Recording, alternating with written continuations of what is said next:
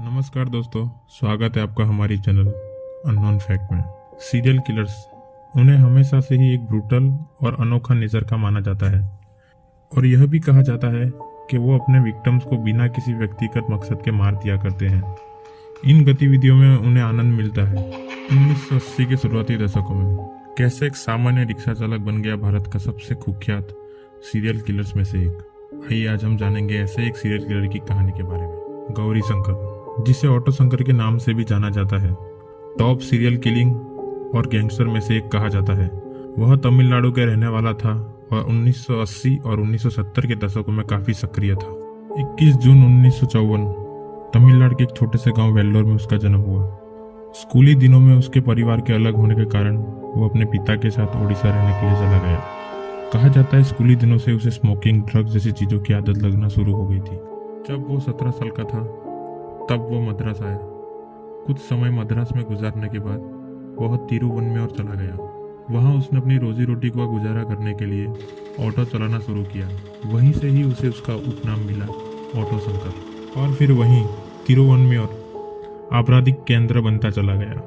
कुछ वक्त वहाँ बिताने के बाद उसने शराब की अवैध तस्करी करना शुरू कर दिया। उसका यह मानना था यह पैसे कमाने का सबसे लाभदायक तरीका है। इसी कारण उसके राजनीतिक रूप से प्रभावशाली लोगों से संबंध बनते चले गए, जिससे पुलिस पर नियंत्रण रखना उसके लिए आसान बनता गया। अवैध शराब की तस्करी के कुछ समय बाद उसने अपना गैंग बनाया, जिसमें उसने शिवाजी और एल्डर को शामिल किया। उन दोनों ने मिलकर सेक्स रैकेट को व्यवसाय के रूप में चलाना शुरू कर दिया। उसके आतंक का शासन तब शुरू हुआ जब ईस्ट कोस्ट रोड का निर्माण चल रहा था। उस समय तक यहाँ तक कि मद्रास को भी कम हलचल वाला महानगर के रूप में जाना जाता था। तिरुवनमेर, जिसके बारे में कहा जाता था कि यह पुलिस अधिकार क्षेत्र के बाहर होने के कारण गौरी शंकर के अवैध शराब बनाने के गुप्त स्थानों में से एक बन चुका था। शंकर इन अवैध शराबों को अपने ऑटो रिक्शा द्वारा मद्रास की गलियों में पहुंचाने का कार्य किया करता था। उस समय उसका परिचय यौन कार्य और वेश्यावृत्ति से हुआ, जो उस समय महाबलीपुरम में फल फूल रहे थे। वह यौन कर्मियों को अपनी ऑटो रिक्शा द्वारा एक शहर से दूसरे शहर पहुंचाने का कार्य किया करता था और फिर जल्द ही उसने अपना खुद का व्यवसाय स्थापित किया और उसे तिरुवनमेर क्षेत्र में चलाना शुरू कर दिया, जिसमें पुलिस अधिकारी और राजनेता भी शामिल थे। इतना ही नहीं, वह अपने प्रभावशाली ग्राहकों को ब्लैकमेल करने के लिए उनके वीडियो टेपिंग भी किया करता था। इन्हीं सभी गतिविधियों के दौरान उसे एक ललिता नाम की कलाकार से प्यार हो गया, जिसके बारे में कहा जाता है कि वही उसके पतन और उसके मृत्यु का कारण बनी। ललिता शंकर के दोस्त सुदलाई मुथु के साथ भाग गई और यहीं से उसके पतन की शुरुआत हुई। शंकर ने गुस्से में आकर उन दोनों की हत्या कर दी और उसने ललिता का शव पेरियर नगर के एक पार्टी प्लॉट में दफना दिया और सुदलाई मुथु को जला दिया। उसके बाद उसने दोस्त रवि की भी हत्या कर डाली। उसने यह तरीका उन सभी युवा लड़कियों के लिए अपनाया जो अचानक अपने घर से गायब हो गई थी। 1980 के दशक में वो एक कुख्यात गैंगस्टर की स्थिति तक पहुंच गया था। 1987 में उसके पीड़ितों में से एक का शव खोज निकाला गया। 1988 और 1989 के बीच उसने अपने सहयोगी शिवाजी और एल्डर के साथ मिलकर नाबालिग लड़कियां सहित कई व्यक्तियों की हत्याएं की। बाद में उसको चेन्नई में कम से कम 6 लड़कियों की हत्या करने के जुर्म में दोषी पाया गया। 1988 तक उसने शानदार जीवन जिया। बहुमंजिला घर, कार, बाइक और उसके बड़े राजनेताओं के साथ संपर्क उसे किसी भी चीज में मदद कर सकते थे। उसी दौरान मई 1988 में उसके गैंग के कुछ सदस्य का उसके प्रतिनिधि गैंग के 3 सदस्य संपत, मोहन और गोविंद के साथ झगड़ा हो जाता है।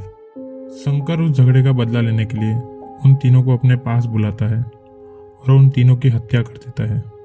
हत्या के बाद वो उन तीनों के शवों को दफना देता है। जून के अंत तक संपत की पत्नी उसके पति के गुमशुदा होने की शिकायत दर्ज करवाती है, जिसके बाद उपद्रव पैदा करने के आधार पर शंकर को गिरफ्तार कर लिया जाता है।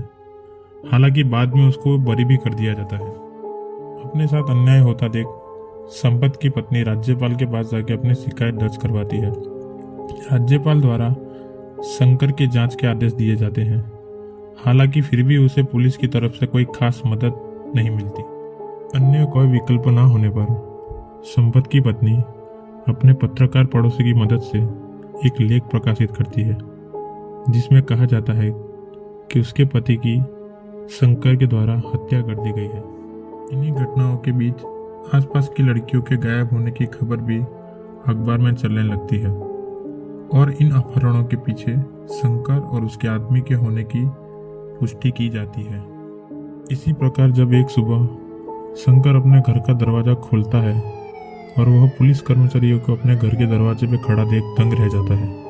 उसके घर की तलाशी लेने पर पता चलता है कि शंकर के पुलिस संबंध थे और यहाँ तक कि विभिन्न रैंकों के पुलिस कर्मचारियों के साथ भी उसकी तस्वीरें शामिल थीं। इस खबर से काफी हंगामा होता है और 2 पुलिस कर्मियों को तत्काल रूप से निलंबित कर दिया जाता है। जैसे ही शंकर की गिरफ्तारी की खबर उसके गिरोह तक पहुंचती है, उसके गिरोह के लोग भाग खड़े होते हैं और अपने गुप्त स्थानों पर जाकर छिप जाते हैं। लेकिन सबसे चौंकाने वाला खुलासा यह था कि शंकर और उसके साथियों ने मिलकर 6 हत्याएं की थी और यही शंकर और उसके साथियों को सजा दिलाने के लिए लॉटरी थी। शंकर को यकीन नहीं हो रहा था कि उसने अपने लिए जो ग्लैमरस दुनिया बनाई थी वह उसके हाथ से कुछ समय में ही चली गई। उसे ऑटो शंकर का नाम दिया गया क्योंकि लड़कियों को अपने ऑटो में बैठाकर उनका अपहरण करना और पीड़ित के शवों को ले जाना उसकी कार्य प्रणाली थी। 21 अगस्त 1990 को तीनों के जेल से भागने के बाद सारी स्थिति खराब हो गई। वो इस जेल से भागने वाला पहला कैदी था।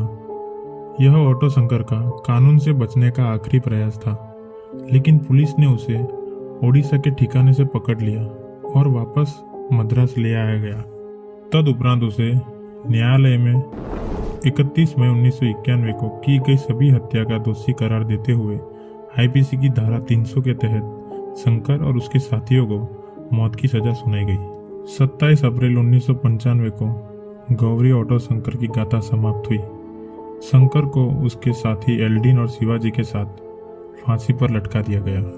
और दोस्तों, वीडियो अगर आपको अच्छा लगा हो तो वीडियो को लाइक करें और चैनल को सब्सक्राइब करें। धन्यवाद।